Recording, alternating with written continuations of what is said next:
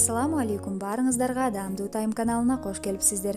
Бүгүн сиздер менен өтө кызыктуу рецепт менен бөлүшөм. Болгону 3 азыктан жасалган 10 мүнөттө даяр болуучу токоштор. Бул өтө табылган рецепт. Мен чыныгы рецепттин оригиналын, ссылкасын видеонун астына калтырам. Мен болгону ушул рецептти үй шартына оңойлоштуруп, кээ бирки азыктарын алып, бирок даамын, сапатын өзгөртпөй жасоого аракет кылдым. Чындыгында жыйынтыгында аябай күсүрөөк, даамдуу, өзгөчө балдарга кышкы мезгилде жаккан аябай күсүрөөк токоштор болуп чыкты. Эгер каналыбызда жаңы болсоңуз, катталууну унутпаңыз. Керектелүүчү азыктардын баарын жазып көрсөттүм, жана бышырганда айтып кетем. Бөлмө температурасында жумшартылган каймак май же сливочное масло керек болот. 100 грамм. Ага 3 чоң аш кашыкта кум шекер салып, мына ушундай кашык же вилканын жардамында жумшак май эригенче аралаштырабыз. Майыңыздар албетте өтө эрип кетпеш керек, болгону жумшак болуш керек. Мына ушундай майдын катуу бөлүкчөлөрү калганча, тегиз массага келгенче аралаштырып алабыз.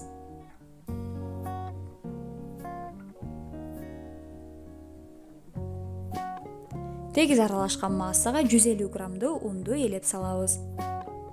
150 грамм ун орточо эсеп менен 1 стакан чыгат, бирок стакандын өлчөмү ар түрдүү болгондуктан эске алыңыздар. Унду элеп алган соң жумшак камыр илеп алабыз. Ушул жерде калыбыңызга жараша ванилин кошсоңуз болот. Андан сырткары мандарин кыш жыттанып турсун десеңиз, мандариндин кабыгын кыргычтан өткөрүп, бир аз кошуп жиберсеңиз аябай буркураган, даамдуу токоч болот. Камыр колго жабышпаган, бирок өтө жумшак камыр болот.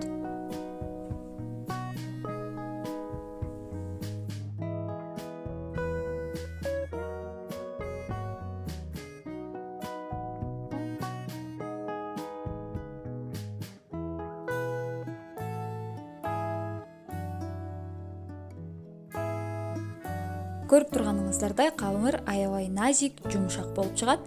Камырды тегиз 4 бөлүккө бөлүп, тегеректеп, табакка салып, целлофан баштык менен жаап, муздаткычка 30 мүнөткө кое турабыз.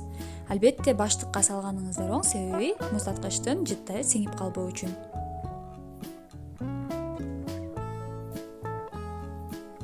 Отуз мүнөттөн алган соң камыр бир кыйла катып, кескенге оңой болуп калат. Эми кадимки анар же болбосо мандарин элестетип, бөлүкчөлөргө бөлүп алабыз. Бир тегерекчеден менде 8 бөлүкчө чыкты.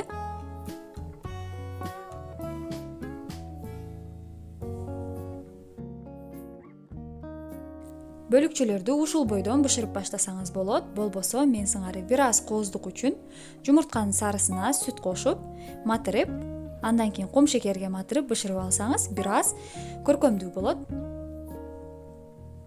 Ал эми жөн деле бышырсаңыз боло берет. Мен 2 усулда тең бышырып көрдүм, сиздерге көрсөтөм.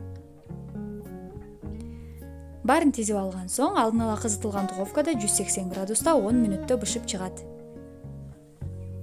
Достор, эгер каналыбызда каттала элек болсоңуз, катталуу кнопкасын басып, катталып, биздин видеолорубузга жаккан болсо лайк басып, комментарийге ой пикириңизди жазып туруңуздар. Көрүп турганыңыздардай 10 мүнөттө аябай күсүрөөк, даамдуу печеньелер болуп чыкты. Көргөнүңүздөр үчүн чоң ыраазычылык билдирем.